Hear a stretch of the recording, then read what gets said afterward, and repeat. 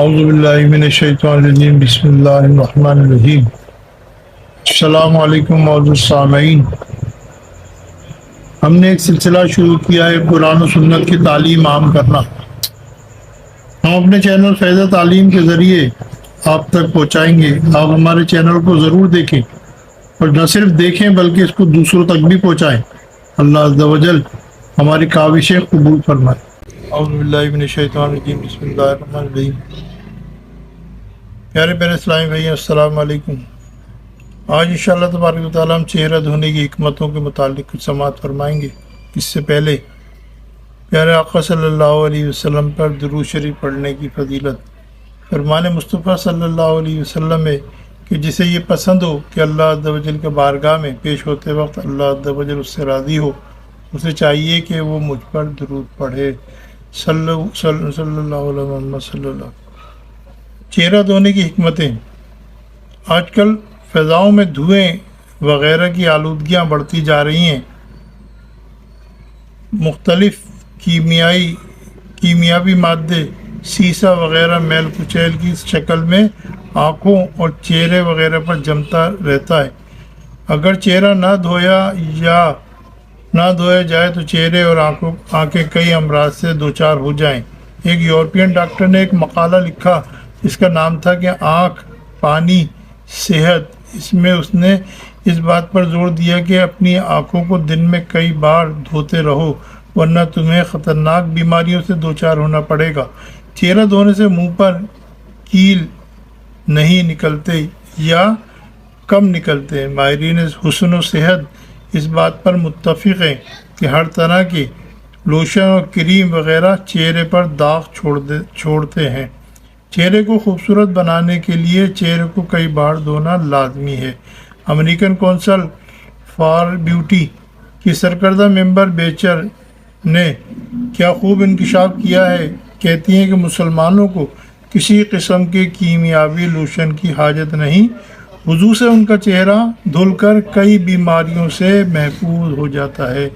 محکمہ ماحولیات کے ماہرین کا کہنا ہے کہ چہرے کی الرجی سے بچنے کے لیے اس کو بار بار دھونا چاہیے۔ الحمدللہ عز و جل ایسا صرف وضو کے ذریعے ہی ممکن ہے۔ الحمدللہ عز و جل وضو میں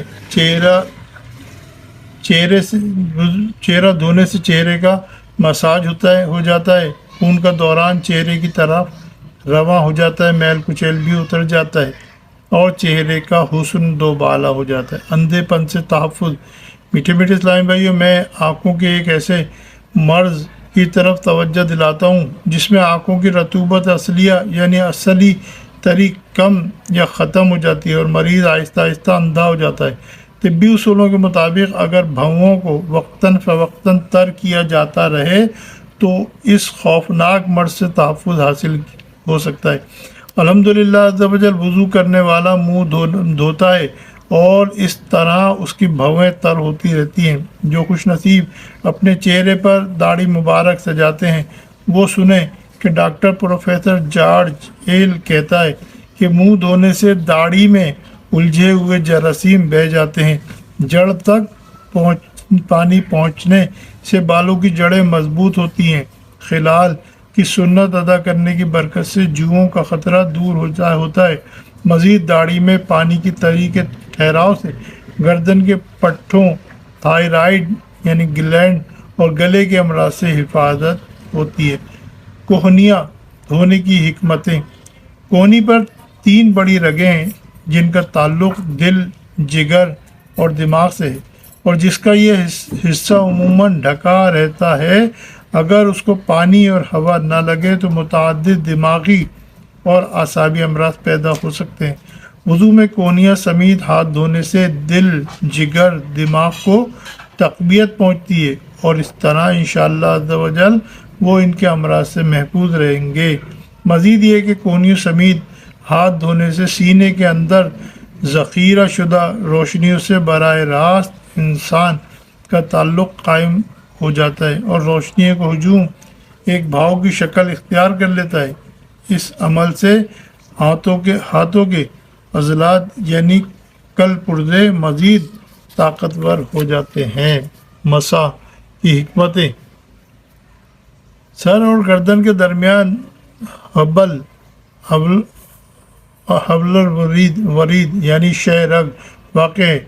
इसका ताल्लुक़ रीढ़ की हड्डी और हराम मगज़ और जिस्म के तमाम तर जोड़ों से है।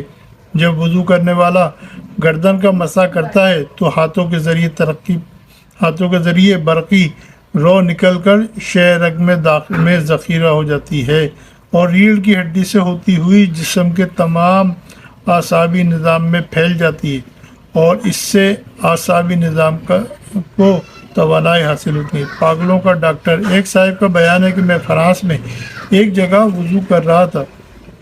एक शख्स खड़ा बड़े गौर से मुझे देखता रहा। जब मैं फारिग हुआ तो उसने मुझसे पूछा कि आप कौन और कहाँ के वतनी हैं। मैंने जवाब दिया मैं पाकिस्तानी मुसलमान हूँ। पूछा पाकिस्तान में कितने पागल खाने।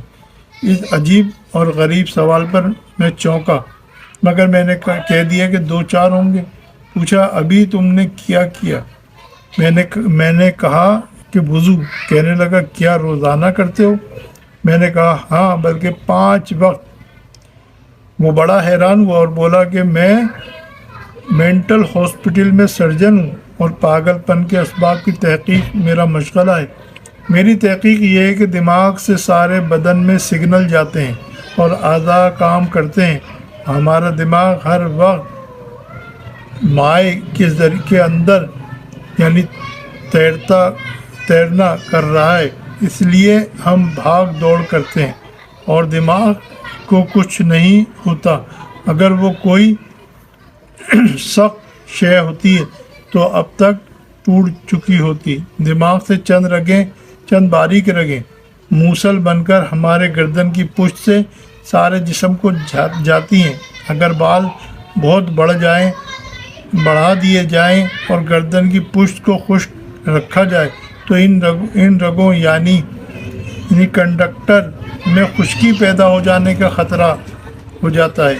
और बारहा ऐसा भी होता है कि इंसान का दिमाग काम करना छोड़ देता है और वो पागल हो जाता है। लिहाजा मैंने सोचा कि गर्दन की पुष्ट को दिन में 2-4 बार ज़रूर तर्क किया जाए। अभी मैंने देखा कि हाथ मुंह धोने के साथ साथ गर्दन के पीछे भी आपने कुछ किया। वाकई आप लोग पागल नहीं होते। मज़ीद ये कि मसा करने से लू लगने और गर्दन तोड़ बुखार से भी बचत होती है। पाँव धोने की हिकमतें। पाँव सबसे ज़्यादा धूल आलूद होते हैं। पहल इन्फेक्शन पाँव की उंगलियों के दरमियानी हिस्से से शुरू होता है। वज़ू में पाँव धोने से गर्दो गुबार और जरासीम बह जाते हैं और बचे कुचे जरासीम पाँव की उंगलियों के खिलाल से निकल जाते हैं। लिहाजा वज़ू में सुन्नत के मुताबिक पाँव धोने से नींद की कमी, दिमागी खुश्की, घबराहट और मायूसी यानी डिप्रेशन जैसे परेशान कुन अमराज दूर हो जाते हैं। सिर्फ अल्लाह अज़्ज़ा वजल के लिए। मीठे मीठे इस्लामी भाइयों, वज़ू के तिब्बी फ़वाइद सुनकर आप खुश तो हो गए होंगे मगर अर्ज़ करता चलूँ कि सारे का सारा फ़न तिब ज़न्नियात पर मबनी है। साइंसी तहक़ीक़ भी जितनी हतमी नहीं होती, बदलती रहती हैं। हाँ, अल्लाह और रसूल अज़्ज़ा वजल व सल्लल्लाहु अलैहि वसल्लम के अहकामात अटल हैं, वो नहीं बदलेंगे। हमें सुन्नतों पर अमल तिब्बी फ़वाइद पाने के लिए नहीं, सिर्फ़ और सिर्फ रज़ाए इलाही अज़्ज़ा वजल की खातिर करना चाहिए। लिहाजा इसलिए वज़ू करना कि मेरा ब्लड प्रेशर नॉर्मल हो जाए या मैं ताज़ा दम हो जाऊंगा, या डाइटिंग के लिए रोज़ा रखना ताकि भूख के फ़वाइद हासिल हों। सफ़र मदीना इसलिए करना कि आब व हवा भी तब्दील हो जाएगी और घर और कारोबारी झंझट से भी सुकून हासिल हो जाएगा, या दीनी मुताले से इसलिए करना कि मेरा टाइम पास हो जाएगा। इस तरह की नीयतों से आमाल बजा लाने वालों को सवाब कहाँ से मिलेगा। अगर हम अमल अल्लाह अज़्ज़ा वजल को खुश करने के लिए करेंगे तो सवाब भी मिलेगा और ज़िम्नन इसके फ़वाइद भी हासिल होंगे। लिहाजा ज़ाहिरी और बातिनी आदाब को मलहूज़ रखते हुए वज़ू भी हमें अल्लाह अज़्ज़ा वजल की रज़ा के लिए ही करना चाहिए। अल्लाह ताला से दुआ है کہ ہمیں وضو سنتوں فرائض مستحبات کے ساتھ ساتھ اللہ عز و جل کی رضا کے لیے کرنے کی توفیق عطا فرمائے۔ وما علینا الا البلاغ المبین۔